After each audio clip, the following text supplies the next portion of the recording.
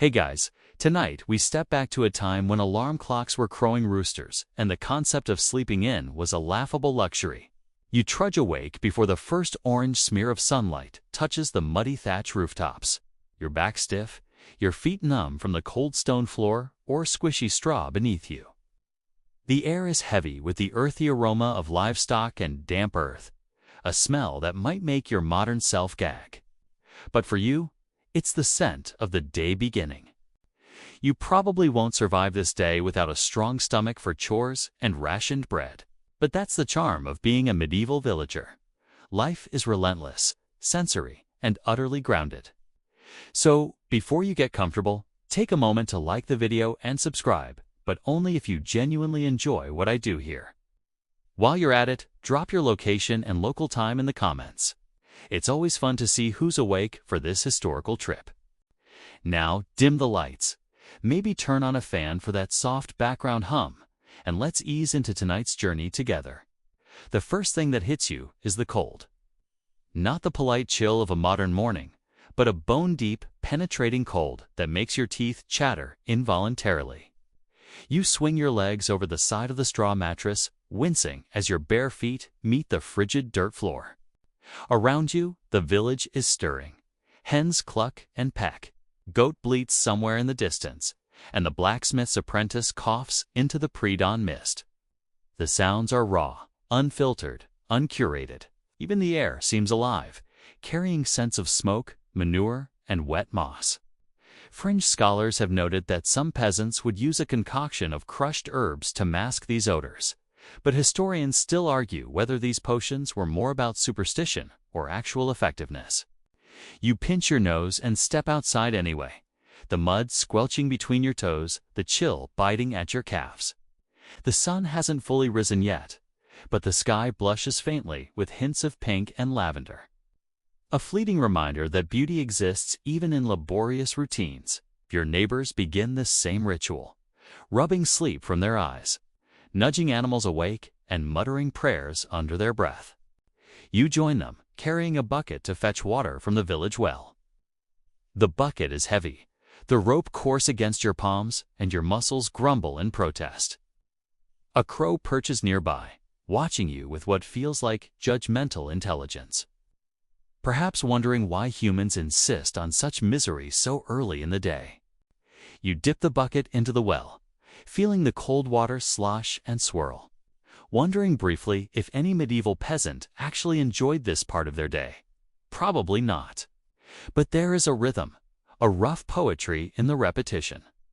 As you lift the bucket, it feels like a small victory, the liquid swinging, glinting in the soft light. You haul it back to your dwelling, where the family is beginning to stir. Your hands tremble from the cold and the strain, yet you set the water down and glance at the small, cracked wooden basin waiting for morning washing. This is your first act of self-care or survival, depending on how you look at it. You splash the icy water over your face, flinching as the cold stings and your body protests. Medieval hygiene was, to modern eyes, peculiar at best.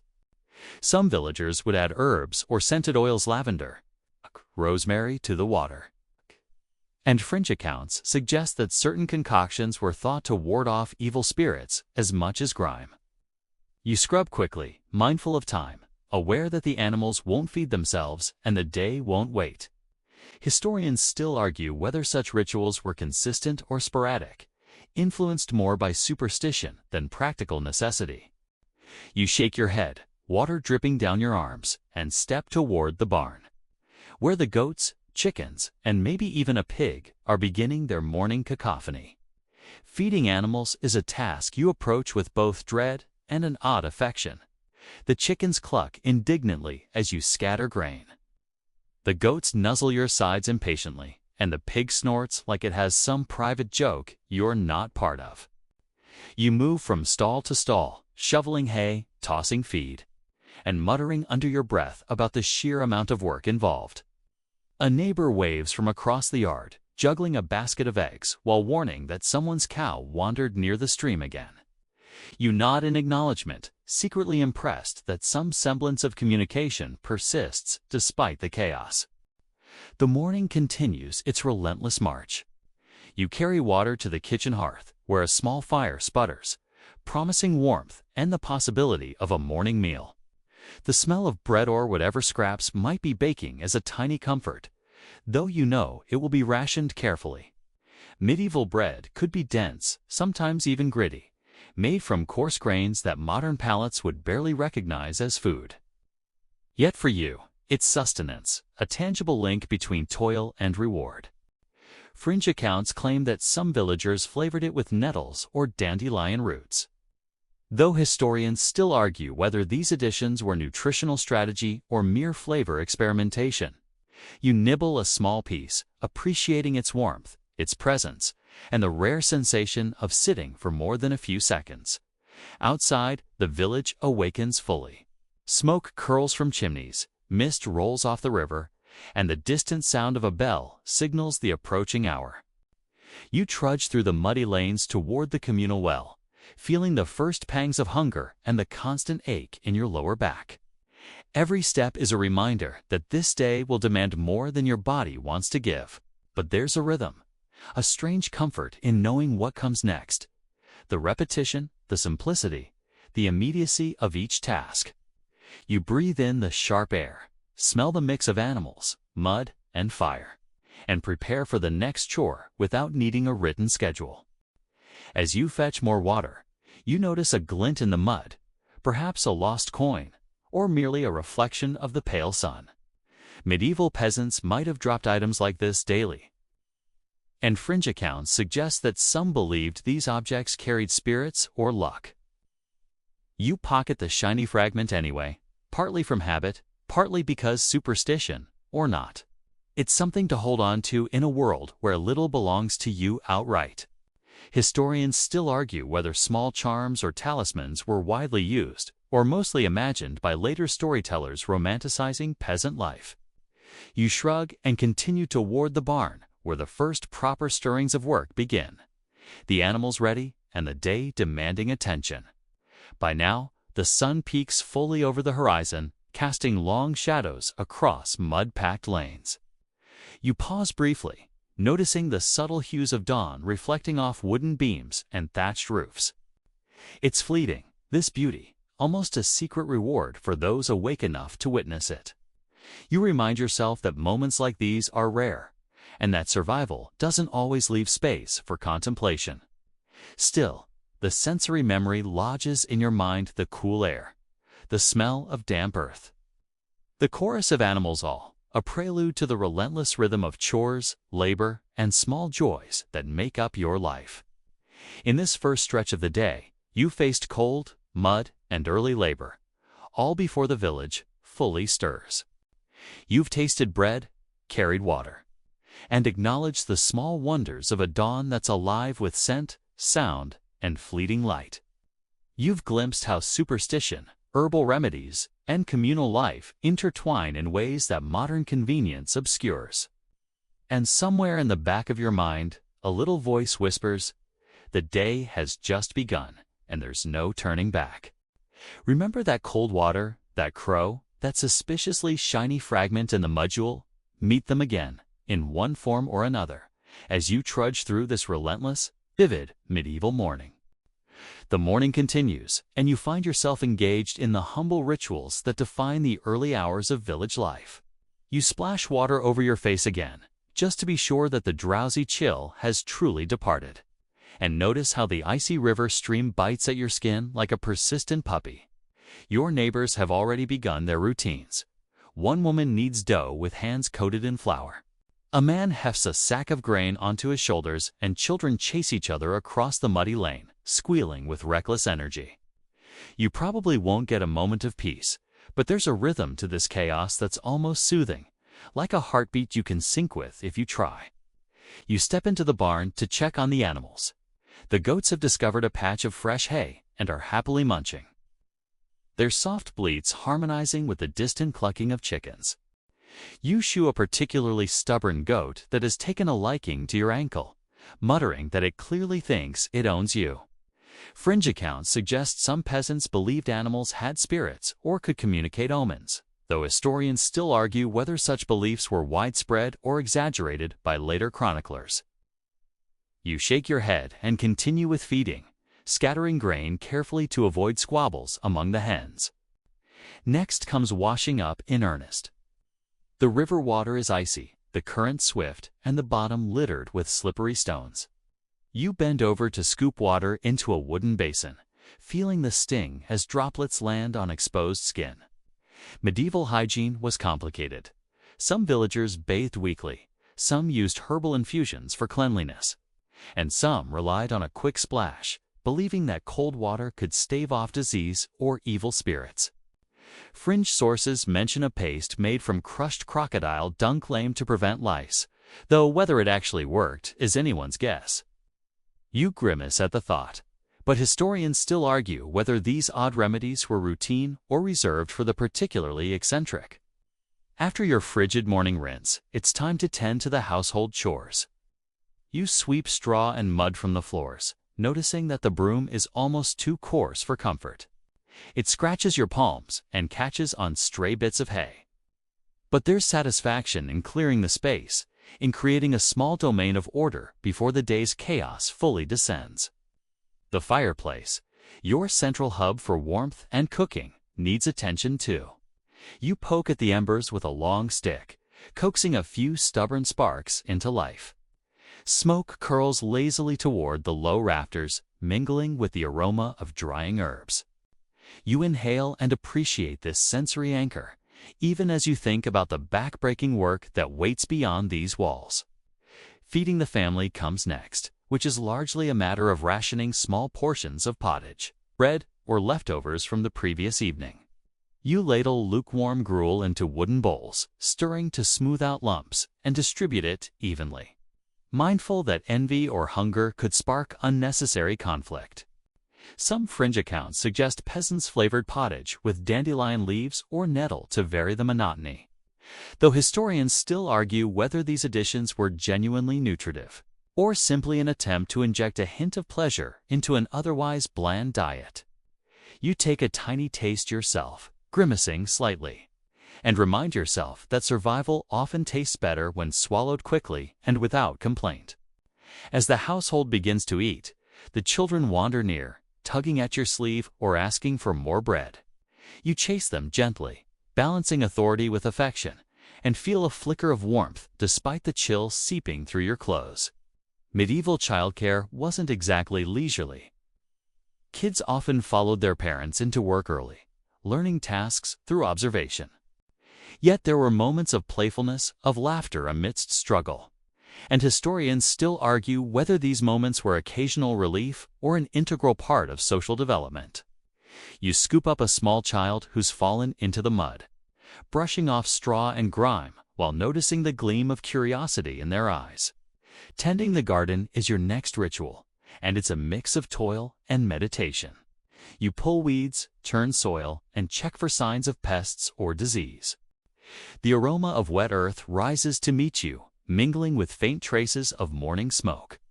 You notice the delicate greens of early vegetables, marveling that life persists even in harsh conditions.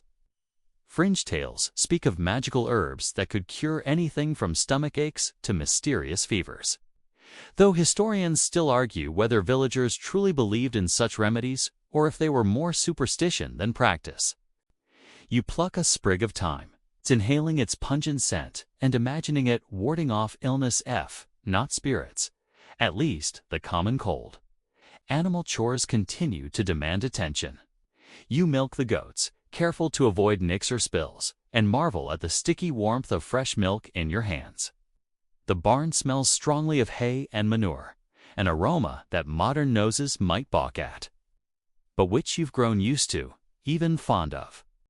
You recall hearing that some peasants would use animal dung as fertilizer or even as a fuel source in desperate times, and you consider the efficiency of their ingenuity.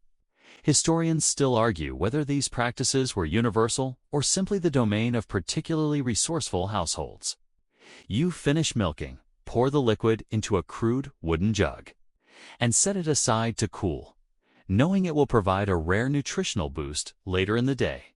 By mid-morning, you move to minor repairs around the house. The thatched roof has a stubborn leak, and the door hinges squeak like a small chorus of ghosts. You heft tools awkwardly, tightening, nailing, and adjusting with an almost surgical precision born of repetition. There's a sense of pride here in keeping your domain functional. Even as the village at large thrives or survives on similar routines. Fringe accounts speak of charms hung near doors to protect against accidents or ill fortune during repairs, though historians still argue whether this was a common precaution or a selective habit of superstition-prone families. You hang a small charm anyway, partly for tradition, partly for peace of mind. Finally, you take a brief pause to observe your surroundings. The village is fully awake now. Smoke spirals lazily from chimneys. Chickens scatter after worms, and neighbors shout greetings across the lanes. You notice the sky turning a brighter blue, the mist lifting off the river, and the warmth of the day slowly inching upward. There's a sense of accomplishment in these morning rituals, small victories stacked against the relentless demands of survival. You brush mud from your hands, glance at the kids playing nearby, and feel a fleeting satisfaction. The humble morning is complete, the animals fed, the house partially repaired, and your body warmed by exertion. These morning rituals, washing, feeding, milking, sweeping, and minor repairs, might seem monotonous, but they carry the essence of village life. Every action connects you to the earth, the animals, and your neighbors. Fringe accounts may embellish, historians may debate, but the rhythm of work, care, and small ceremonies is undeniable. You finish your tasks and glance toward the fields beyond the village, knowing that soon labor in earnest will begin, and the day's second chapter will pull you into the relentless sensory world of medieval toil. By mid-morning, you trudge toward the fields, the sun lifting higher and beginning to warm your chilled limbs. Your back aches from hauling water, tending animals, and sweeping straw, but the day demands more. The earth is heavy and damp underfoot, clinging to your boots, and the scent of mud and freshly turned soil fills your nostrils. You probably won't enjoy this part, yet it's the beating heart of survival. Field work, where sweat, muscle, and stubborn resolve meet the stubbornness of the land itself. Historians still argue whether peasants truly labored from sunrise to sunset year-round, or if seasonal breaks allowed brief respites, but your reality offers little evidence of reprieve. The village fields stretch out before you, patchwork squares of tilled soil, sprouting grains, and the occasional stubborn weed. You carry a heavy wooden rake, its handle smooth from years of use, and begin loosening the compact earth. The work is repetitive, almost hypnotic, yet each pass of the rake demands precision. Weeds must be pulled carefully, furrows maintained, and small seedlings protected. Fringe sources mention that some peasants would whisper blessings over their crops, invoking protective spirits or warding off frost. Though historians still argue whether these rituals were widely practiced or mere superstition. You mutter a quiet hope that today's effort isn't in vain, feeling both a connection to and a resentment of the relentless cycle. Sweat beads on your forehead despite the chill, and you pause briefly to wipe it with a mud-streaked sleeve. The sun is climbing, turning the damp earth into a furnace underfoot, and your muscles complain with every movement. You glance across the field at fellow villagers, some bent low over their plots, others hauling baskets of manure or watering cans. The smell is a mix of earth, livestock, and sweat and aroma that modern noses might recoil from. Yet for you, it's an unmistakable signal of life, toil, and progress. Fringe accounts claim that certain weeds were believed to contain protective magic, and you pluck a stubborn dandelion from the soil, unsure if it matters, but amused nonetheless. You shift to tilling, gripping a spade and thrusting it into the soft earth. The soil resists occasionally, and the tool slips with a clumsy squelch. You curse under your breath, noting that some days even the land seems to mock you. Historians still argue whether peasant tools were uniformly crude, or if some villages had access to slightly more sophisticated iron implements though your spade seems firmly in the basic category. You imagine that someone centuries later might write about your struggles in the field, romanticizing your toil while you wipe a smear of mud from your cheek and continue digging. The rhythm of work is punctuated by small, shared routines. A neighbor calls out greetings. Children scurry along the edges of the fields, and a crow wheels overhead, its sharp caw cutting through the laboring hum. You've probably noticed for the first time today that time moves differently when your body is fully engaged. Every motion is immediate, essential, and unforgiving. Fringe historians note that some medieval peasants may have recited prayers or even sang quietly while working to pass time or invoke divine favor. And you hum a low tune, thinking it might help the day pass faster, or at least keep your spirits from sagging completely. The sun climbs higher, and your body begins to heat in earnest. You loosen layers of clothing, wipe grime from your hands, and pause to drink from a small water skin. The liquid, warm from the sun and gritty from sediment. Your stomach grumbles. Breakfast was modest, and the work so far has been far from gentle. You glance at a distant farmhouse and notice a neighbor tossing hay into a cart, the rhythm almost hypnotic. Fringe accounts claim that some peasants believe that certain patterns in the clouds could predict crop yield, and you look skyward briefly, imagining that today's patchy clouds might be a portent, though historians still argue whether such readings were common folk practice or later embellishment. Sweeping through the fields again, you notice the soil giving way underfoot, and the subtle signs of pests that could devastate crops if ignored. You bend low, examining leaves for holes and stems for weakness, applying knowledge passed down in whispered tips and hard-learned lessons. Medieval agriculture was often fragile. A single blight or poor harvest could ripple through an entire village, making every effort crucial. You glance at the horizon and see a patch of particularly stubborn weeds, the bane of many a laboring villager, and approach it with grim determination. At some point, your hands begin to ache from gripping tools, blisters forming under calloused skin. Yet you continue, knowing that failure here affects everyone: family, neighbors, and even animals who rely on the harvest. Fringe accounts describe peasants using simple poultices for hand sores, sometimes mixed with honey or crushed herbs, though historians still argue whether these remedies were effective or merely placebo. You rub the sore spots anyway, imagining relief, and marvel at the persistence of human ingenuity under constant pressure. Lunchtime feels like a distant dream, though small rewards appear in brief glimpses: a cool patch of shade beneath a tree, a fleeting breeze, the sound of birds calling overhead. You pause to catch your breath, noticing the subtle vibrations of the earth under your boots and the gentle sway of the crops in the wind. There's a tactile satisfaction in these small observations, even if the work itself is relentless. Fringe sources suggest that some villagers believed the earth itself was conscious, rewarding care and punishing neglect, a charming idea, even if historians still argue whether it was widely held or merely poetic thinking. By now, the fields feel like a living entity, breathing and reacting to your presence.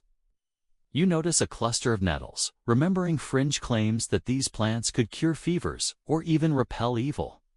You pluck a few, tucking them into your sleeve, less out of necessity and more out of curiosity and habit. The rhythm of the day carries on, sweat running down your back, muscles groaning, and yet there is a strange satisfaction in this relentless labor. You begin to understand why life here feels cyclical, anchored to the land, its seasons, and the constant demand for attention. As the morning wears into early afternoon, you move from plowing to weeding, then back to small irrigation tasks. Every effort is measured, every movement calculated, even in exhaustion. The occasional laughter of children playing at the edge of the fields provides a jarring contrast to the harshness of toil, reminding you that life persists beyond mere survival. Historians still argue whether medieval peasants had time for genuine leisure. But you glimpse fleeting joy in the small freedoms around you, in moments when the sun breaks through clouds, and the wind carries the faint aroma of wildflowers from the edge of the woods. The day presses on, relentless and unyielding. But there's a cadence here, a rhythm that ties together the past and present. Sweat, mud, and sunburn mingle with the scent of growing crops, the chatter of fellow laborers, and the occasional crow overhead. Fringe accounts suggest that some villagers would bless their tools before starting heavy work, whispering short prayers or incantations to ensure success, though historians still argue whether this practice was widespread or ceremonial. You tap your spade lightly on the ground, imagining a small gesture of luck and continuing the labor with renewed focus, aware that the fields are both your responsibility and your sustenance. By the time your arms ache, your back is stiff, and your clothes are soaked with a mixture of sweat and mud. The sun is approaching its zenith. You pause for a brief rest, drinking water, feeling the heat on your face, and surveying the work done so far. The fields are far from complete, but progress is visible. Neat rows, cleared patches, and sprouts rising from the soil like tiny victories. You marvel at the persistence of human effort, the daily negotiation between body, land, and necessity, and remind yourself that this is only one chapter in the unending story of a medieval villager's day. Small insects flit around, biting occasionally. The breeze carries dust and pollen into your eyes, and the earth clings stubbornly to your boots and fingers. You shrug off frustration, accepting that imperfection is part of life here. Fringe stories claim that some peasants believed talking to the soil encouraged growth. And you mutter a few encouraging words under your breath, half amused, half hopeful. Historians still argue whether these practices were meaningful rituals or quaint eccentricities, but you continue regardless, finding solace in action and routine. As the hours inch toward midday, you feel the combined weight of labor, sun, and persistence. Yet there's also a strange satisfaction. Muscles worn, hands calloused, but a sense of accomplishment that comes from tangible, visible results. The land yields slowly, demanding respect and attention, rewarding care and diligence. You glance at the horizon again, noting clouds shifting, birds circling, and fellow villagers moving with similar resolve. You are part of this living rhythm, your labor essential, immediate, and entirely grounded. And with that, the morning of toil gives way to the brief, much-needed respite of the midday meal, where the next stage of your day begins. The village market bursts to life as you arrive, a chaotic collage of color, sound, and scent that assaults your senses in ways both delightful and exhausting. You probably won't survive this part of the day without keeping a firm grip on your patience, because bartering is as much theater as it is necessity. The stalls are packed with woven baskets brimming with root vegetables, wheels of hard cheese, smoked meats, and bundles of herbs. Haggling voices rise and fall, clinking coins or rattling wooden counters, while the occasional chicken strays between legs, squawking indignantly. You step carefully, balancing your own sack of grain and eggs, aware that one misstep could ruin the careful load you've brought. You pause to take in the smells, pungent cheeses mingling with the sweet scent of dried fruits, the acrid tang of smoke from nearby hearths, and the unmistakable earthy aroma of livestock penned nearby. It's an assault on modern sensibilities, yet to you, it signals life, abundance, and the tiny victories that make up survival. Fringe accounts mention that some peasants believed the smells themselves carried omens. Cheese to strong might foretell quarrels. Smoke drifting east could predict rains, but historians still argue whether these associations were widespread or simply later romanticized. You hum a quiet tune to steady your nerves as you weave through the crowd, nodding at neighbors and avoiding carts clattering across uneven cobblestones. The first stop is a spice merchant. You glance at small clay jars of mustard seeds, dried fennel, and a peculiar black powder that smells faintly of smoke and bitter almonds. You probably won't need much. A pinch here, a sprinkle there, but even small quantities require careful negotiation. You offer a handful of coins, and the merchant counters, eyebrows raised. Bartering here is a delicate dance, full of performance and posturing.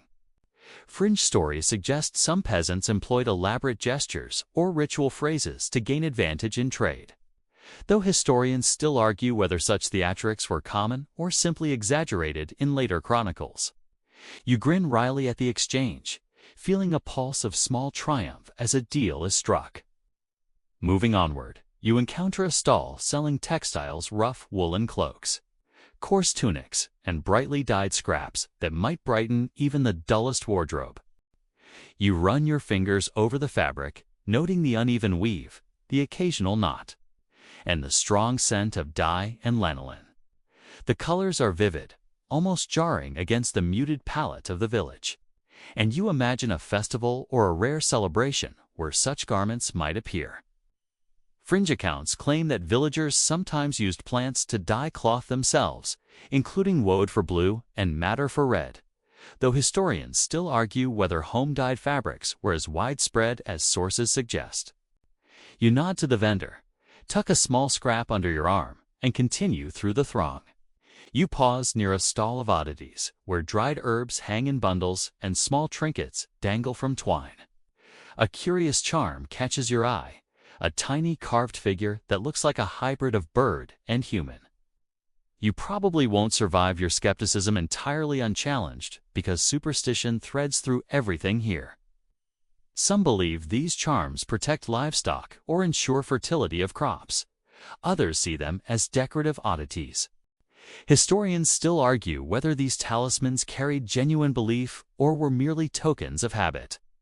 You examine it briefly, then pocket it, partly amused and partly fascinated by the persistence of human imagination. Children weave among the stalls, trading small tokens or scraps of food, laughter ringing above the cacophony of adults. You chase one who tries to snatch a radish from your bag, scolding gently, knowing that these small games are as much a part of the market as the commerce itself. Fringe accounts suggest that some children memorized the prices of goods and secretly competed to become the best negotiators and notion historians. Still debate, but you watch the playful chaos unfold and feel a flicker of warmth. Life here is harsh, but moments of levity persist. You move to the center of the market where larger exchanges occur. A neighbor waves, balancing a basket of eggs in one arm and a bundle of herbs in the other. You nod, exchanging quick pleasantries and assessing their wares. The negotiation begins. You offer grain for cheese, coins for cloth, a wink here, a teasing remark there. You notice that much of the market feels like theater. Every smile, every counteroffer, every mock indignation is part of the performance. Fringe historians note that exaggerated expressions and loud proclamations were believed to influence not just sales but social standing within the village, though mainstream scholars still argue whether this was ritualized or merely instinctual behavior. You make a fair trade, feeling satisfaction that your careful observations and practiced gestures paid off. The aroma of freshly baked bread draws your attention next. A woman lifts a crusty loaf from her oven, the warm scent mingling with the sun-drenched dust of the square. You probably won't survive your hunger pangs unscathed if you ignore this temptation, so you hand over a few coins and receive a loaf that's warm and firm in your hands.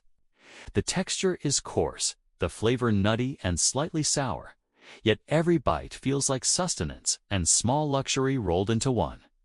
Fringe accounts note that bread could be enhanced with herbs, nuts, or even bits of dried fruit, though historians still argue whether such variations were common or reserved for rare celebrations.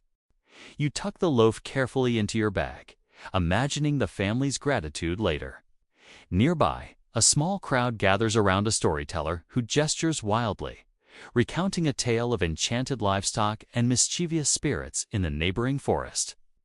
You probably won't survive your skepticism entirely, but the story captures your attention. Fringe historians claim that oral storytelling was a tool for teaching moral lessons and practical knowledge, disguised as entertainment, while mainstream scholars still argue whether fantastical elements were believed literally or appreciated solely for amusement. You smile, noting the occasional nods of the crowd, and move on, carrying a bit of the magic with you into the bustling market lanes. As you make your way back toward the edge of the square, you notice a merchant offering small medicinal herbs, dried roots, powdered leaves, and odd-smelling salves. You probably won't survive the subtle skepticism without a smirk, but you purchase a small bundle anyway. Fringe sources suggest that some remedies contained ingredients as bizarre as crushed insects or animal secretions, though historians still argue whether these were widely applied or isolated cases.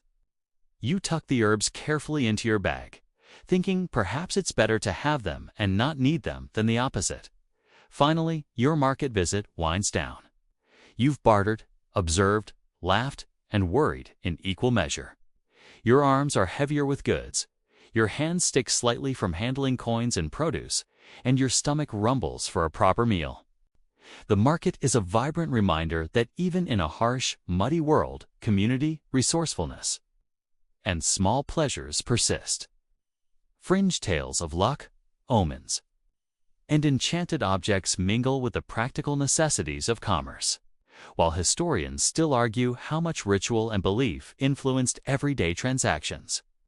You weave back toward your village lane, balancing sacks, savoring the warmth of the sun, and reflecting on the curious mix of necessity, performance, and human connection that defines the marketplace.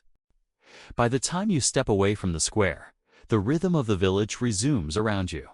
Neighbors tending animals, children playing, and the distant clanging of the blacksmith's hammer. You feel the satisfaction of a morning well spent, tempered by the awareness that fieldwork, chores, and midday hunger await.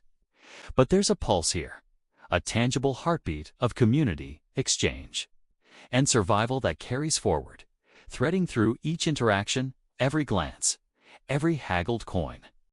You tuck your remaining purchases securely, adjust your load, and begin the short trudge back toward the hearth.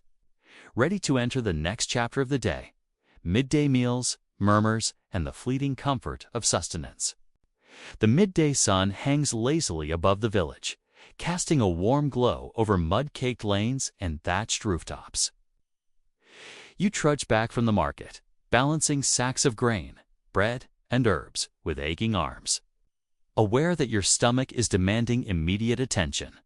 Midday meals in the village are simple affairs, nourishment more than delight, but even the humblest repast carries its own small comforts. You probably won't survive the day without a few moments to rest and refill, so you find a patch of shade near your dwelling, setting down your burdens carefully on the damp ground. Historians still argue whether peasants consistently ate together or if meals were more fragmented by task and household. You ladle lukewarm pottage into a crude wooden bowl, noticing the occasional fly circling impatiently, attracted to the faint aroma of grains and herbs. The consistency is lumpy, the flavor bland but serviceable, and you eat slowly, appreciating the warmth sliding down your throat.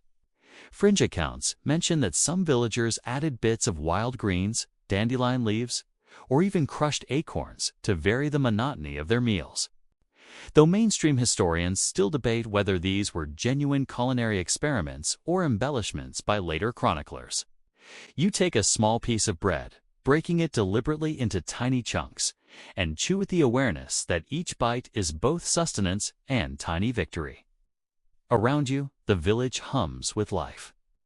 Children scamper through the lanes, their bare feet kicking up dust and debris, while women gossip softly, exchanging news, remedies, or observations about livestock. You overhear whispers about omens: a bird landing on a neighbor's roof, a sudden change in the weather, a crooked branch in the forest that someone claims foretells misfortune. Fringe historians suggest that these superstitions influence daily behavior far more than we might imagine, while mainstream scholars still argue whether villagers truly acted on such beliefs or merely recited them as ritualized habit. You raise an eyebrow at the chatter, amused by the persistent mingling of fear and humor in these small narratives. A neighbor arrives with a small bundle of freshly picked herbs, dropping them into your lap with a conspiratorial smile. You probably won't survive without acknowledging their generosity, so you smile back, remarking on the surprisingly strong scent of thyme and sage. Fringe accounts claim some herbs were believed to bring luck, enhance fertility, or even protect children from evil spirits. Though historians still argue whether these beliefs were widespread or largely anecdotal. You tuck the fragrant leaves carefully into your bag, noting that the scent alone feels restorative, almost medicinal. Your eyes drift to the children playing nearby. Their laughter a sharp contrast to the rhythmic hum of adults working in fields or preparing meals. You chase one who's daring enough to snatch a scrap of bread, laughing despite the scolding that follows. Medieval childhood wasn't exactly leisurely. Most children were integrated into adult labor early, but historians still argue whether moments of play were occasional relief or a consistent feature of village life. Fringe accounts suggest that some games had symbolic meaning, intended to teach coordination, cooperation, or even moral lessons, but today it mostly looks like chaotic fun. You brush mud off a small sleeve and watch the children run, feeling a faint warmth spread through your chest. Your midday meal is punctuated by occasional interruptions, a chicken wandering too close, a neighbor requesting a small favor, or a sudden gust of wind scattering lightweight objects across the yard. You probably won't survive the day's chaos unscathed. But these interruptions are as much a part of life as the food in your bowl. Fringe historians claim that some villagers believed that accidental spillage or mishaps during meals could predict future events, broken bread signaling good fortune, or spilled water foretelling minor misfortune, though mainstream scholars still argue whether such interpretations were taken seriously or were mostly playful superstition. You shrug at a spilled scoop of pottage, laughing quietly at the absurdity. The sun climbs higher, and with it, the heat begins to press on your shoulders and back. You sip water cautiously from a small leather pouch, noting that each drop is both precious and necessary. Fringe accounts suggest that villagers sometimes flavored water with herbs for both taste and perceived health benefits, though historians still argue whether this was common practice or reserved for particular households. You nibble another piece of bread, letting the simple act of eating become a small meditation in the midst of otherwise relentless labor. As you chew, you overhear more whispers of superstition. One neighbor swears that a sudden chill in the wind signals the approach of a wandering spirit. Another insists that a black cat crossing the lane predicts misfortune. You probably won't survive your day if you take all of this seriously. But the stories are oddly comforting, a reminder that humans have always tried to make sense of the unpredictable. Fringe accounts note that oral traditions carried practical knowledge as much as they did superstition nerves. Animal behavior. Weather prediction, but historians still argue whether villagers literally believed in the supernatural elements or if they were narrative tools to teach caution. Your meal continues, modest but filling. The pottage is now gone, and you nibble the last crumbs of bread, savoring the warmth and texture. Around you, the air is filled with the faint aroma of baking bread from neighbors' hearths, the scent of animals in the yard, and the earthy perfume of the surrounding fields. You probably won't survive the subtle sensory overload without a brief pause. So you sit back against the side of the house, inhaling deeply and allowing a moment of calm. Fringe sources suggest that some villagers used brief pauses during meals for silent reflection or prayer, though historians still argue whether these habits were practical, spiritual, or simply habitual. You close your eyes for a heartbeat, letting the scents, sounds, and warmth wash over you. After a few minutes, you stand, stretching cramped muscles, and prepare to resume your day. Children are still playing nearby, laughing and squealing, their energy infectious. You probably won't survive without acknowledging their presence. It's what you call out a warning, but your tone carries affection. Fringe historians suggest that children's play was sometimes used to teach them negotiation skills, resourcefulness, and social awareness, while mainstream scholars still argue whether these lessons were intentional or incidental. You watch as they scatter like leaves in the wind, taking a small pleasure in the continuity of life amidst toil. Midday is also a time for minor chores and gossip. Neighbors exchange news, complaints about a stubborn cow, discussion of last night's tempest, or debates over minor disputes. You probably won't survive the subtle social dynamics without paying attention. because village life thrives on interconnectedness. Fringe accounts mention that overheard gossip could determine trade deals or influence local decisions, while historians still argue whether oral networks were central to survival or simply cultural habit. You nod at a passing neighbor, sharing a smile and a brief word, aware that connection is as vital as any physical labor you undertake. Finally, you tend to small medicinal tasks, perhaps applying a poultice to a minor scrape or crushing a few herbs for a family member's mild ailment. Fringe sources suggest that some remedies contain surprisingly odd ingredients, from crushed insects to bits of bark, though historians still argue whether these were effective or symbolic. You prepare a simple mixture, feeling the rhythm of care and survival intertwine, aware that even small acts of maintenance carry weight in this world. By the time you finish eating, listening, and tending, the midday pause begins to fade, replaced by the pull of labor once more. The sun is high, shadows are short, and the air hums with anticipation. Fieldwork, chores, and social obligations await. You take one last sip of water, feeling the warmth slide down your throat, and glance at the village around you, the smoke rising from chimneys, the scattered children, and the neighbors beginning to move toward their next tasks. You probably won't survive the day without this quiet reflection, so you hold the moment in your mind, savoring it like the bread that fueled it. This pause, this midday ritual, is brief but essential. You've eaten, observed, laughed, and tended both yourself and others.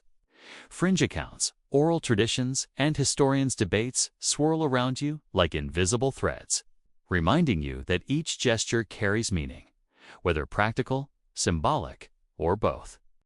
And as the warmth of the sun settles across the village, you prepare for the next stage, the laborious, collaborative, and sometimes frustrating chores that define the afternoon of a medieval peasant's life.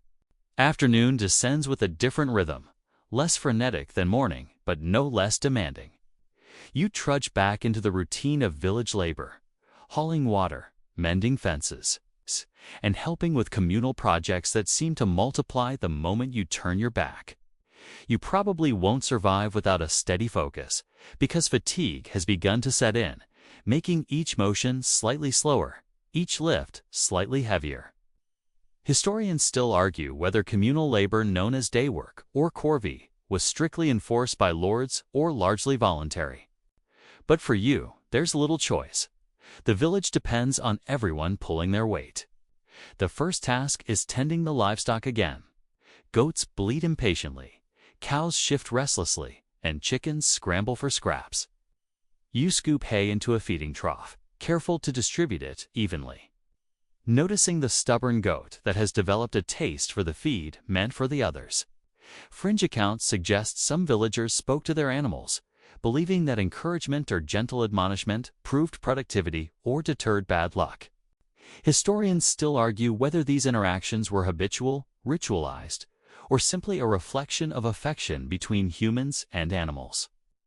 You mutter a quiet behave and brush mud from your sleeve, amused by the goat's defiance. Next comes hauling water to various corners of the village. The well is now a hub of activity. Women filling basins, children running errands, and neighbors greeting each other between buckets. You lift a heavy pail, muscles groaning, feeling the strain in your lower back and forearms.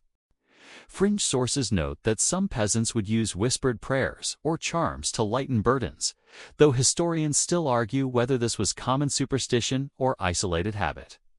You grunt and carry the water anyway, thinking that practical effort often outweighs magical thinking, though a small charm tucked into your belt might provide moral support.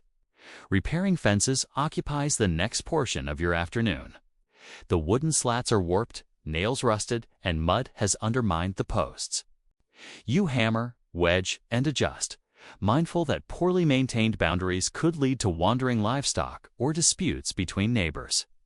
Fringe accounts claim some villagers believed that speaking blessings over fences kept animals in and spirits out, though historians still argue whether such rituals were prevalent or simply quaint anecdotes. You nod at a passing neighbor, hammer in hand.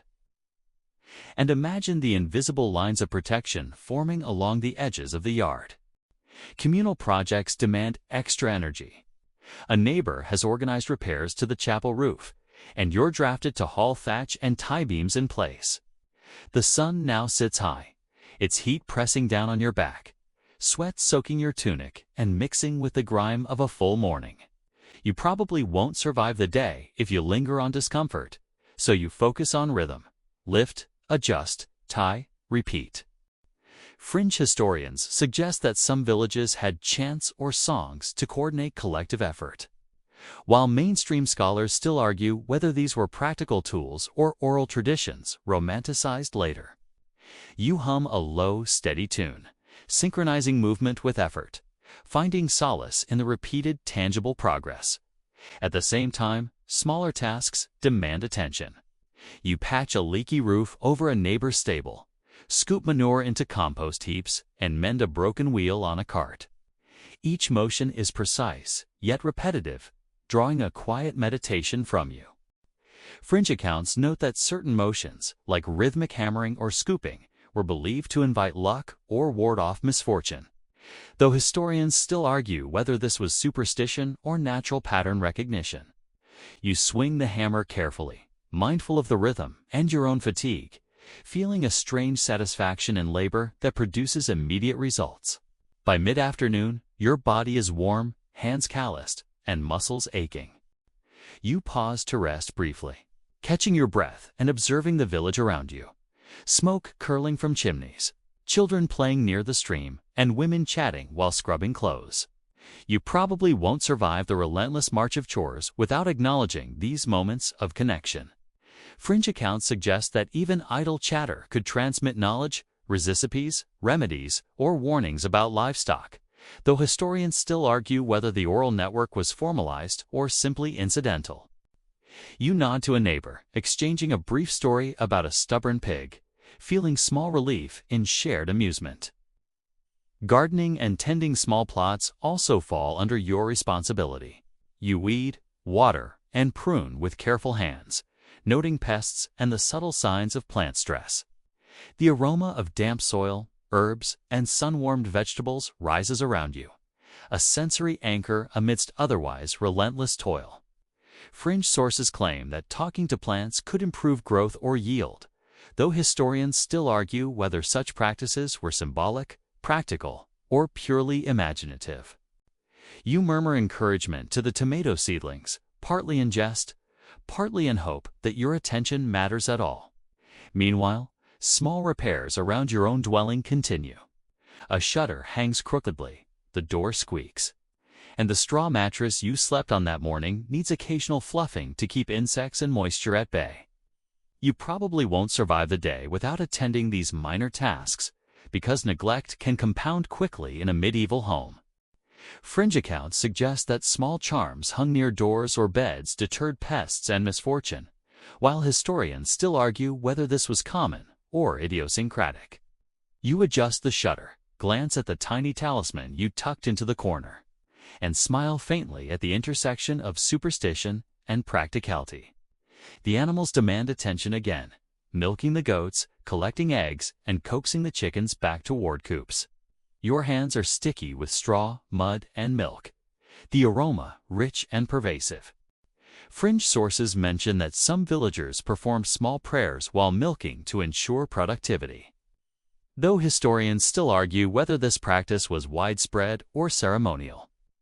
You hum quietly, allowing the rhythm of the task to ground you, feeling a mix of fatigue and quiet satisfaction in these tangible results of care.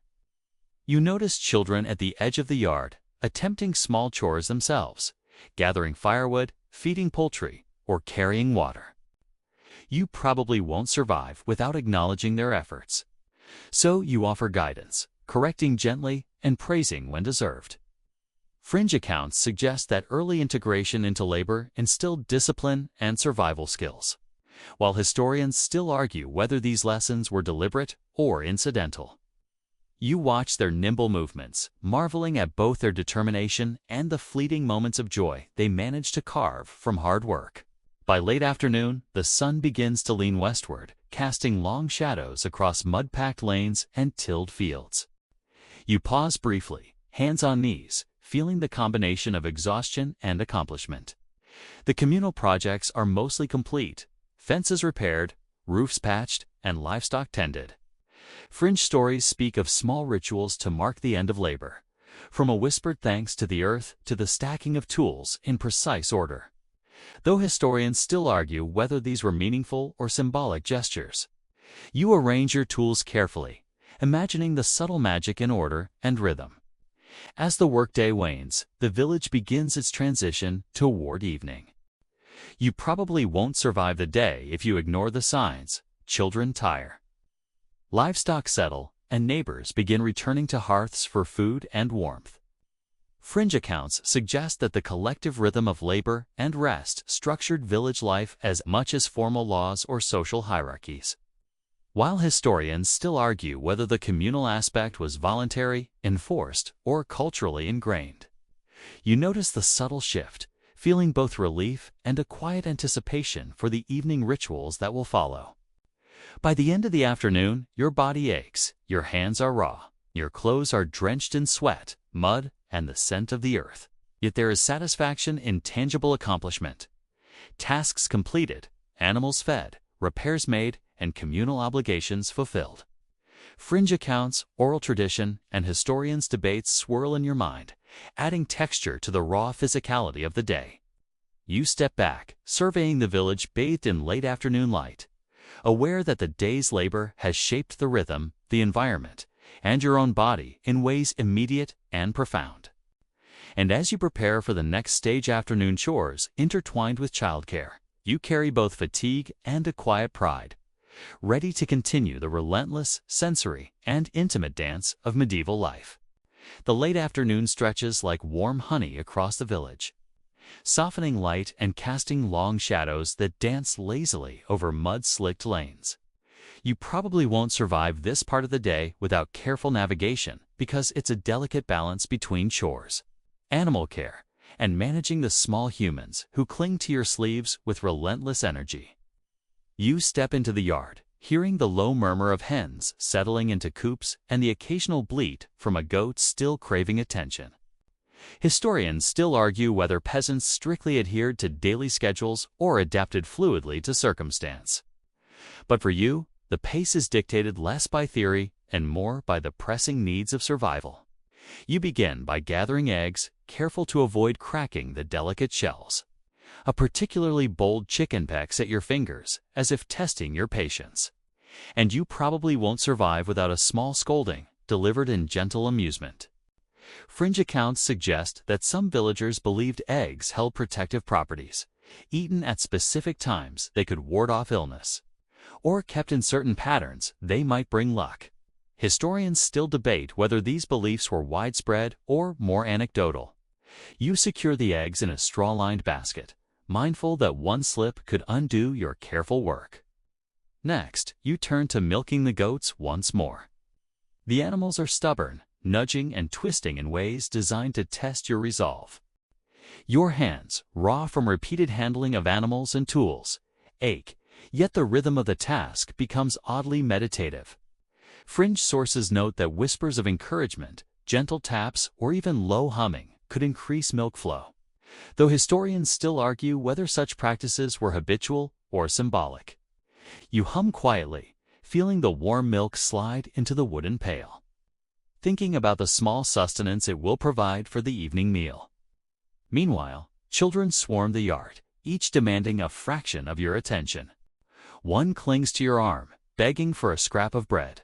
Another races past with a stolen radish, and a third attempts to help carry a tiny basket of herbs. You probably won't survive without employing patience, humor, and occasional redirection. Fringe accounts suggest that play in these contexts was both entertainment and training, teaching coordination, observation, and early social negotiation skills. Historians still argue whether these lessons were intentional or incidental, but you find yourself adjusting chores to accommodate both education and amusement. You move toward the garden, checking for signs of pests and weeds that have grown while your attention was occupied elsewhere. The sun's warmth makes the soil fragrant, the scent of damp earth and herbs sharp in your nose. Fringe accounts claim that talking to plants could promote growth or ward off bad luck, though historians still argue whether these were serious practices or symbolic gestures. You murmur encouragement to the young shoots, partly for amusement, partly in the quiet hope that attention improves yield. Chores around the dwelling continue. You repair a gate, tighten loose latches, and sweep the yard of straw, dirt, and debris. Each movement carries the weight of fatigue, but also the satisfaction of visible accomplishment.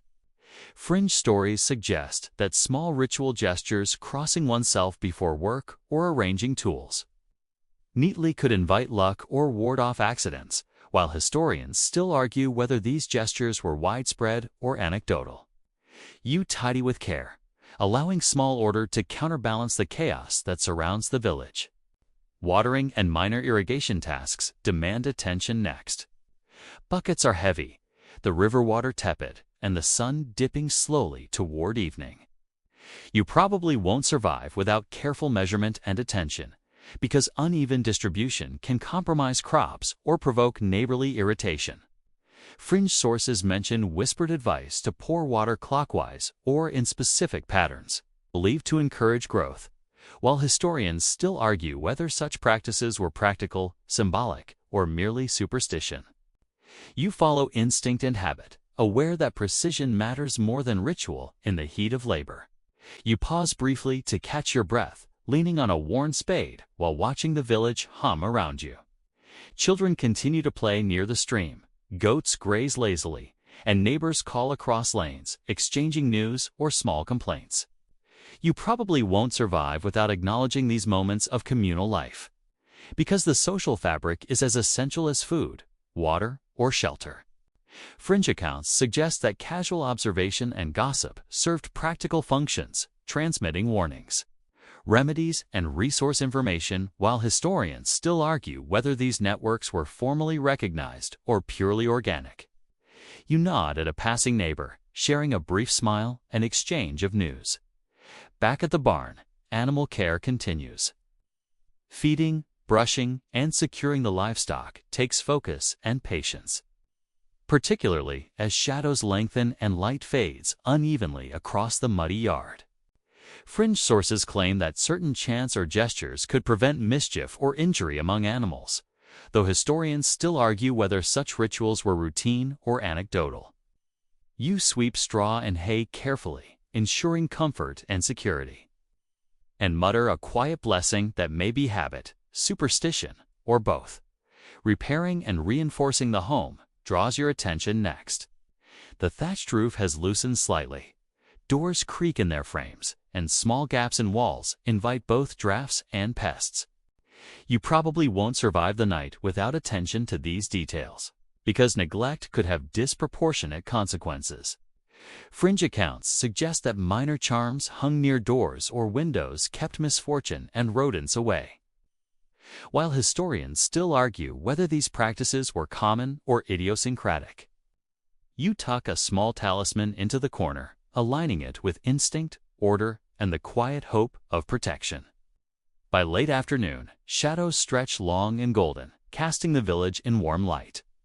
Your hands are sore, arms stiff, and back aching, yet there is an undeniable sense of accomplishment. The animals are fed, the garden tended, fences repaired, and minor home maintenance complete. Fringe stories emphasize that repeated, careful attention to small tasks built a rhythm of life that safeguarded both survival and community cohesion, while historians still argue whether these practices were universal or specific to particular villages. You pause, wiping sweat from your brow, and observe the village in this quiet, transitional moment.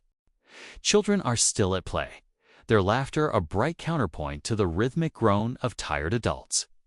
You probably won't survive the day without acknowledging the small humans who are learning the same lessons you enact: patience, persistence, observation, and negotiation. Fringe accounts suggest that early immersion in work and observation shaped not only survival skills, but moral and social awareness, while historians still argue whether these lessons were deliberately structured or incidental. You smile faintly, catching a glimpse of the smallest child attempting to carry a bucket almost as large as themselves, their determination both comical and inspiring. You return briefly to the garden, pulling a few late sprouts and herbs for the evening meal. The aroma of damp soil, crushed herbs, and sun-warmed vegetables is almost intoxicating. Fringe sources claim that talking softly to crops could influence growth, while historians still argue whether these were symbolic or practical behaviors. You murmur encouragement to each plant, half joking, half hopeful, feeling the strange satisfaction of care meeting necessity. Evening preparations begin subtly around the village. Smoke drifts from chimneys as neighbors begin cooking. Animals settle into their pens, and children gradually tire. You probably won't survive without participating because the village depends on collective rhythm and shared labor. Fringe accounts mention that some rituals marked the transition between day and evening, from brief prayers to careful arrangement of tools, while historians still argue whether these gestures were formal or instinctual. You tidy your own space, ensuring order before dusk settles fully, feeling the quiet satisfaction of a day's work reflected in both labor and habit. As the sun dips further, bathing the village in orange-gold light, you pause and glance across lanes, observing neighbors finishing last chores and greeting each other with weary smiles. You probably won't survive the day without noting these small human connections, because they anchor the relentless rhythm of work and survival. Fringe accounts claim these gestures maintained cohesion and morale, while historians still argue whether they were deliberate social tools or simple habit. You nod, returning the greeting with quiet acknowledgement. By now, the afternoon labor has left your body aching, hands raw, and tunic smeared with dirt, straw, and sweat. Yet there is satisfaction in tangible results. Animals fed, crops tended, fences repaired, and small rituals performed to maintain order, health, and superstition. You probably won't survive without acknowledging the balance between effort and respite, chaos and rhythm, necessity and small joys. Fringe stories, oral traditions, and historians' debates swirl around you like invisible threads, coloring your perception of work with texture, meaning, and occasional humor. The late afternoon wanes, giving way to the gentle promise of evening. You pause, breathe deeply, and watch as the village softens in light and sound. The rhythm of labor slows, the animals settle, children tire, and smoke curls lazily from hearths. You probably won't survive without taking a moment to appreciate the subtle transitions, because the beauty of human effort lies not only in accomplishment, but in these fleeting, quiet reflections. You prepare to enter the next stage: evening chores, supper, and the rituals that guide the village toward nightfall. Evening settles over the village with a slow, amber glow that softens the rough edges of mud, thatch, and timber. You probably won't survive without noticing the shift the way shadows stretch and mingle. The hush that descends over the fields, the faint scent of hearth smoke blending with animals' musky warmth. Historians still argue whether medieval villages had clearly defined transitions from labor to rest, or if rhythms were more fluid. But for you, the cues are unmistakable. Work slows, chatter diminishes, and the day begins to fold into itself. Your first task is tending to the animals one final time before nightfall. Chickens settle into their coops, clucking softly, while goats nuzzle one another, heads bumping as they push toward the hay. You probably won't survive the night without making sure everyone is secure, because a wandering goat or hungry hen can undo hours of care.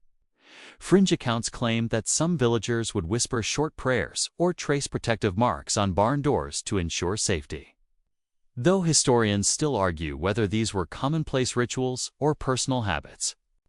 You carefully close gates, sweep straw into neat piles, and pat the goats for reassurance, feeling the gentle pulse of the evening wrap around you.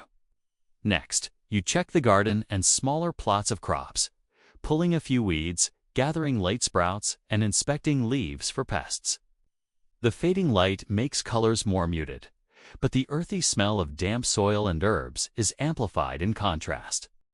Fringe sources suggest that villagers believed small offerings, like leaving a few herbs on the ground, might encourage the soil less generosity, while historians still argue whether such practices were ritualized or incidental.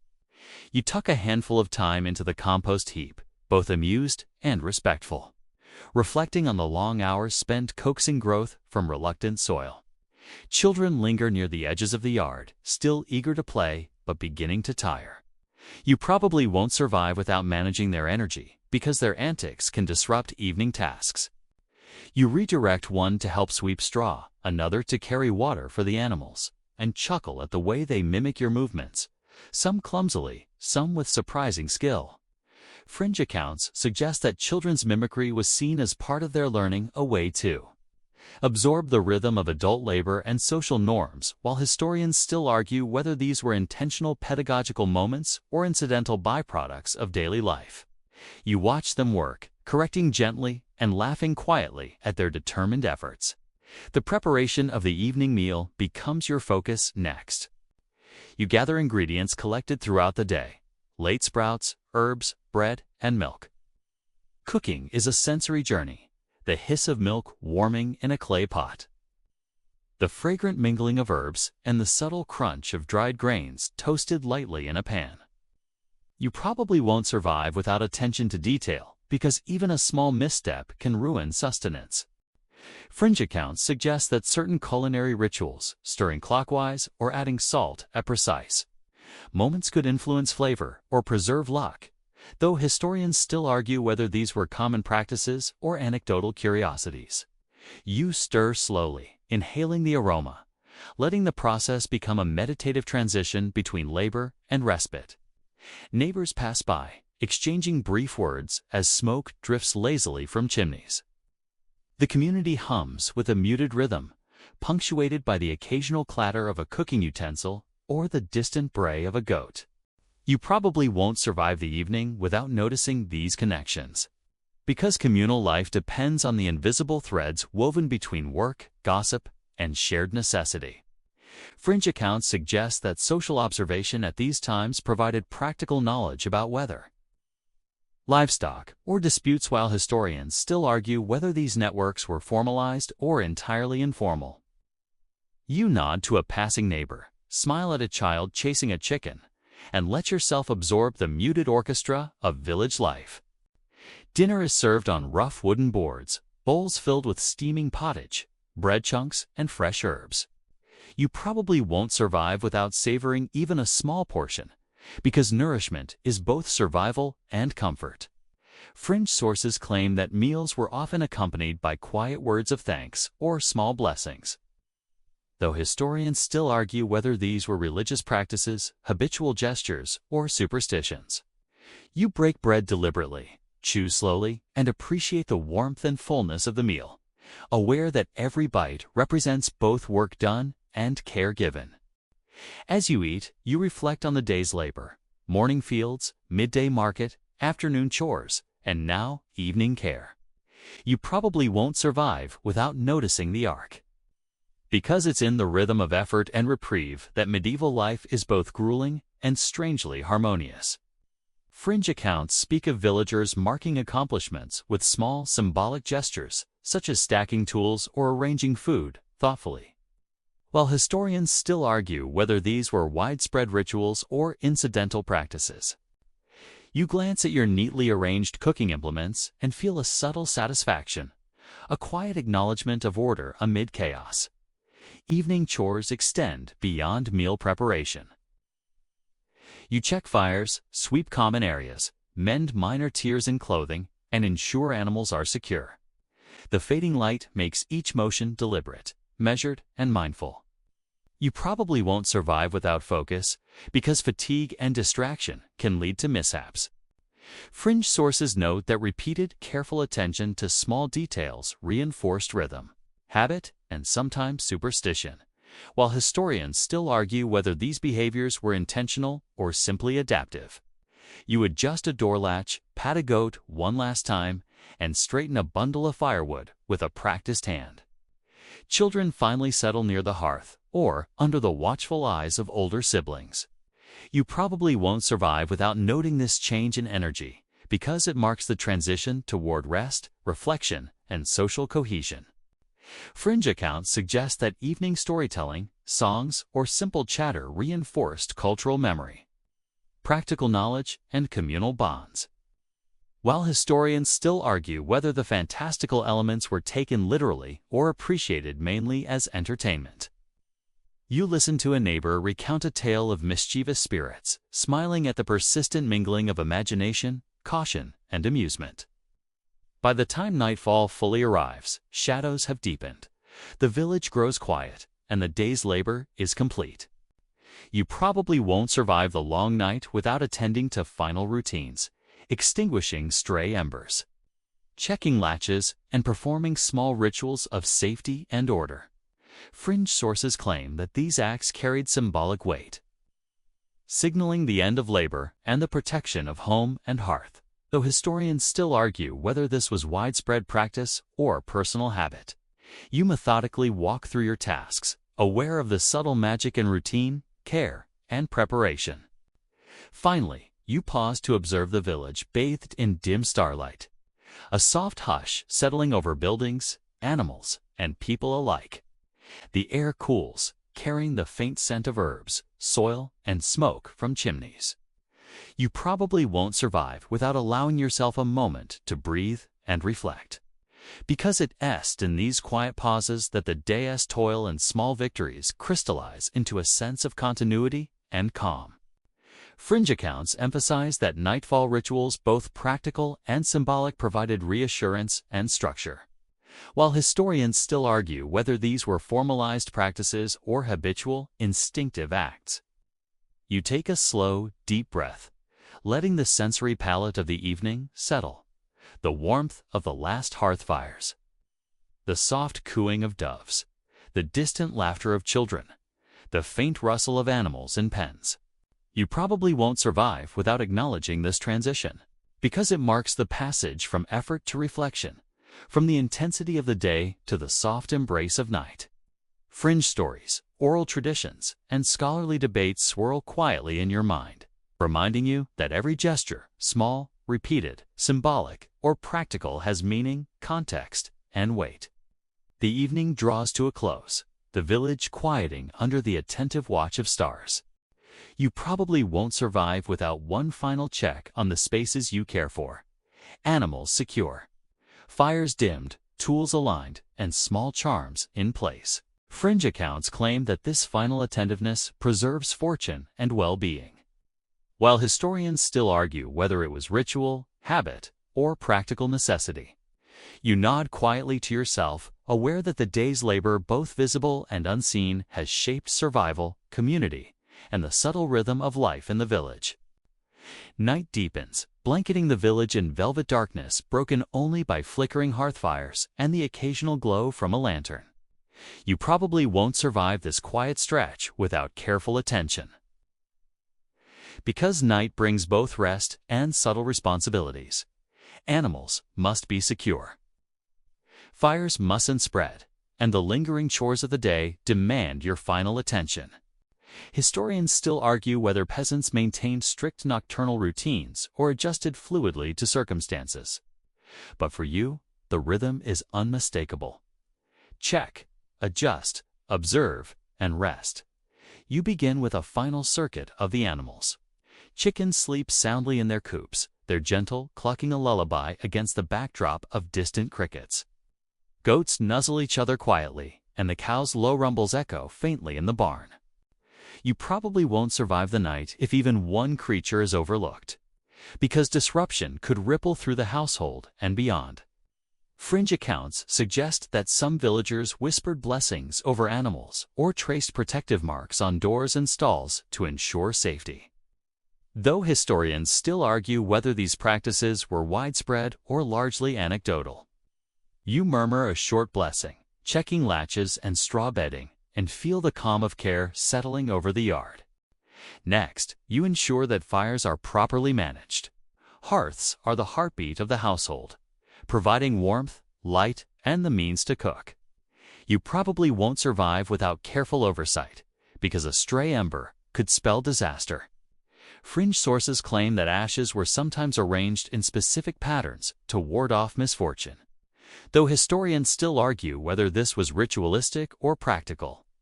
You rake embers gently, letting the fading warmth linger, and place stones and mud carefully to prevent sparks from spreading.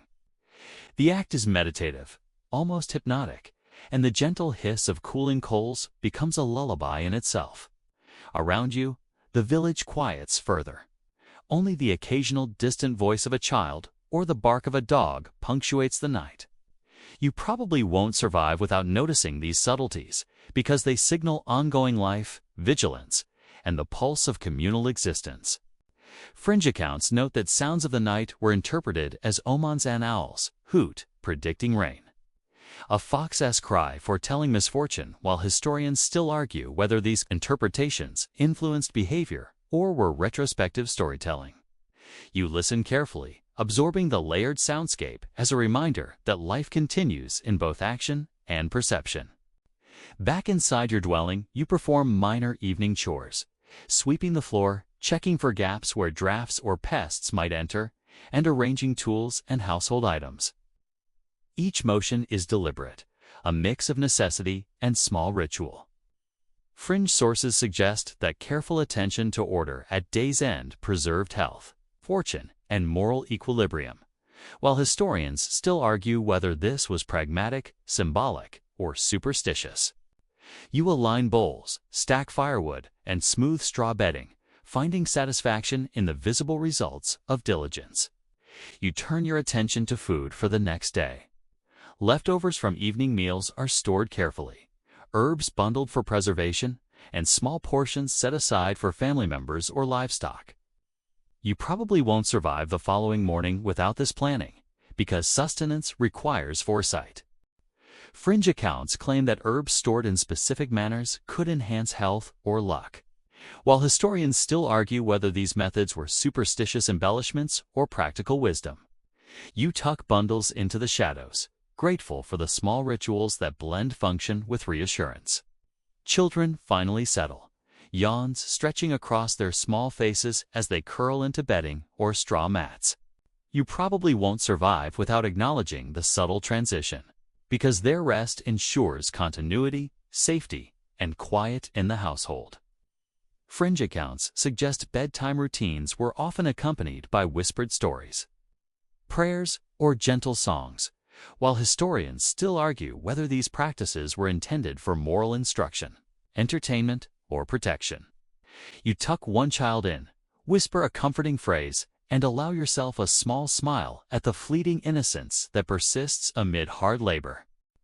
The household itself is now quiet, except for the soft crackle of the dying hearth and the occasional rustle of small animals seeking warmth.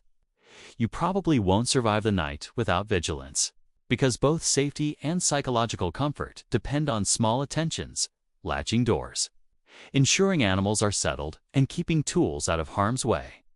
Fringe sources note that these acts carried symbolic weight, signaling care, vigilance, and respect for both living creatures and the unseen forces thought to move through the village. Historians still argue whether this symbolism was consciously practiced or an incidental byproduct of routine. You move methodically, allowing the repetition of tasks to lull both body and mind toward rest. Outside, the wind stirs faintly through the thatch and branches, carrying scents of damp earth, herbs, and livestock. You probably won't survive without pausing to inhale and observe, because even subtle sensory details carry information: weather patterns, potential hazards, and the state of your surroundings. Fringe accounts claim that villagers interpreted such sensory cues as guidance from spirits or as nature's messages, while historians still argue whether these practices were instinctive, ritualized, or embellished later. You stand quietly, letting the cool night air brush against your face, and feel a pulse of connection to both the natural and human worlds. You finally settle into your sleeping space, a modest straw bed lined with animal hides, blankets, or cloth scraps. You probably won't survive without adjusting carefully, because comfort is scarce and physical aches accumulate. Fringe sources suggest placing herbs under pillows or near bedding to encourage dreams or deter pests, while historians still argue whether these customs were symbolic or genuinely protective. You arrange your small bundle of herbs, close your eyes, and allow the day's sensations to dissolve. The warmth of the hearth, the earthy aroma of the yard, the faint hum of distant animals. As your body relaxes, you reflect on the day: morning toil, midday meals, afternoon labor, evening chores, and now this quiet culmination. You probably won't survive without noticing the arc, because understanding rhythm is both survival and solace. Fringe stories, oral traditions, and historians' debates swirl in your mind, threading narrative, superstition, and observation into a tapestry that mirrors the day itself. You breathe slowly, counting each inhale and exhale, letting the mixture of fatigue, satisfaction, and quiet amusement settle into sleep's threshold. Outside, the village rests under the starry sky, smoke curling lazily from chimneys.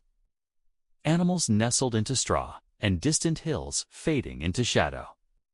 You probably won't survive without acknowledging the persistence of life, even in darkness, because continuity is built in small, repeated acts. Fringe accounts suggest that the night itself was a time for quiet reflection, prayers, or small rituals to protect the household. While historians still argue whether these were practiced systematically or instinctively, you feel the day's labor, triumphs, and small failures merge into a sense of rhythm, community, and continuity. With that, the village falls almost silent. Your eyes close fully, the gentle scent of herbs, smoke, and livestock lingering. You probably won't survive the night without sleep, because even the most vigilant body must rest. Fringe tales, historic debates, and the simple rhythm of survival intertwine in your mind as you drift, carrying both the sensory texture of the day and the gentle reassurance that comes from routine, care, and community. Night deepens further, and the village is bathed in a soft, silver glow from the moon, faintly illuminating mud lanes, thatched roofs, and the subtle silhouettes of animals in their pens. You probably won't survive without noticing the quiet details: the subtle rustle of leaves, the occasional distant bark of a dog, the soft croak of frogs in the stream. Historians still argue whether villagers paid deliberate attention to nocturnal cues or whether observation was largely instinctual. But for you, these small sensory notes guide vigilance, safety, and reflection. You stretch lightly, muscles sore from the relentless rhythm of labor, and listen to the soft symphony of nocturnal life. An owl hoots from a distant tree. The wind whistles gently through the village, and the faint scent of cooling hearths mixes with earthy fragrances from the fields. Fringe accounts suggest that these sounds were interpreted as omens, sometimes good, sometimes ill, while mainstream historians still argue whether these interpretations influenced behavior or were later embellishments. You inhale deeply, allowing your senses to absorb the subtle cues of life continuing around you. A final check of animals is prudent. Chickens are huddled securely in their coops, goats lie quietly chewing hay, and cows shift gently in the barn. You probably won't survive the night without this attention, because vigilance ensures that the day's hard work doesn't unravel. Fringe sources claim that some villagers whispered short blessings, traced symbols, or left small offerings to protect livestock, while historians still argue whether such practices were common, practical, or symbolic. You pat a goat's back, whispering quietly to ensure calm, and move methodically among the animals, savoring the sense of responsibility and care. Returning to the dwelling, you check the hearth, making sure embers are safely contained. Even a small spark could spell disaster in a village of closely packed wooden and thatched buildings. You probably won't survive without this final precaution. Fringe accounts suggest that arranging ashes in patterns or sprinkling water over coals was believed to protect the home and bring good fortune, though historians still argue whether this was habitual, symbolic, or practical. You carefully adjust embers, relishing the warmth that lingers, but knowing that safety comes first. Minor household tasks fill the rest of the evening. You tidy tools, align cooking implements, and ensure bedding is clean and comfortable. Each motion is deliberate, a rhythm that blends necessity, habit, and subtle ritual. Fringe sources claim that this repetition reinforced mental order, stability, and a sense of security. While historians still argue whether these practices were widespread or idiosyncratic.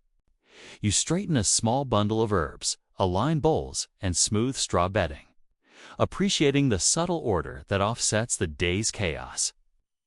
As children finally settle into sleep, you take a moment to observe the soft flicker of remaining hearth light against walls, the faint breathing of animals, and the shadows stretching across the floor.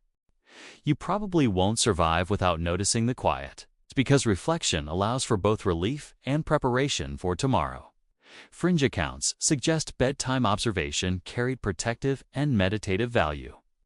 While historians still argue whether this was ritual, superstition, or simply habit, you breathe slowly, absorbing the scene, letting the sensory textures of the village settle into your consciousness. You prepare for your own rest, adjusting blankets, smoothing straw, and placing small bundles of herbs or charms for comfort. You probably won't survive without these gestures because they provide reassurance, psychological ease, and symbolic protection. Fringe sources note that placing herbs near bedding was thought to encourage dreams, deter pests, or preserve health, while historians still argue whether these actions were ritualistic, habitual, or pragmatic. You arrange the bundle with care, feeling a quiet satisfaction in completing the circle of daily responsibilities. Thoughts of the day drift through your mind. The morning market, the midday pottage, it's the relentless afternoon labor, and the soft rituals of evening. You probably won't survive without noticing the arc, because understanding the flow of the day is as essential as physical labor or sustenance. Fringe accounts emphasize the symbolic weight of repeated routines, while historians still argue whether their meaning was practical, ritual, or social. You let each memory of movement, sound, and scent settle, feeling the quiet pride of effort performed, tasks completed, and small victories achieved. The village is now immersed in near silence. Only the occasional rustle of straw, distant owl, or faint breath of a child punctuates the darkness. You probably won't survive without embracing the stillness, because it marks a transition from vigilance to rest, from labor to reflection. Fringe sources claim that night's quiet offered a space for contemplation, ritual, or connection with the unseen, while historians still argue whether this space was actively used or merely perceived in hindsight. You lie back, eyes closing, absorbing the cool air, gentle shadows, and residual warmth of the hearth, letting your body relax fully.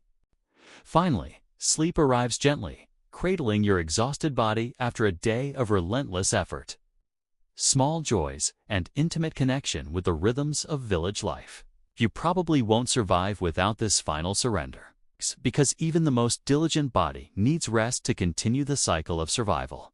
Fringe stories, oral tradition, and historians' debates swirl softly in your mind as you drift, blending sensory experience, labor, reflection, and ritual into a cohesive sense of place, time, and belonging.